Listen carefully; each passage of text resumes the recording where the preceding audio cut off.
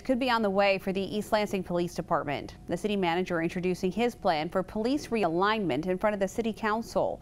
The plan includes the creation of a community assistance and proactive services division within the existing structure of the police department. The city manager shared some of the details with Fox 47's Christiana Ford ahead of tonight's meeting.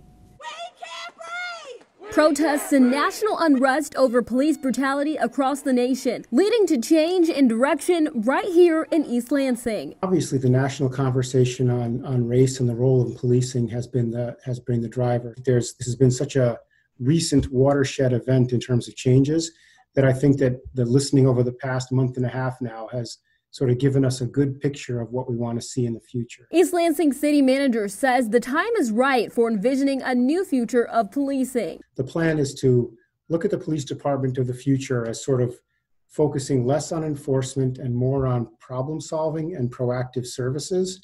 So that really is the gist of the plan. It's to figure out ways to have the right staff and staff that are not always focused on enforcement. Without spilling too many details, his plan is to swap some vacant sworn officer police positions within the department with civilians. Civilian staff, social work staff, people who are there to solve problems, resolve disputes, provide information that are not necessarily police officers. Introducing change the city council has been very open about asking for. East Lansing has, for the past few months, been coming to terms with deep problems in our city as well as nationally with policing.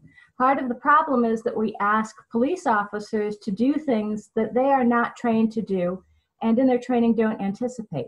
So we are not disbanding the police department, but we are rethinking how we use resources and whether some circumstances would be better served with a non-police response.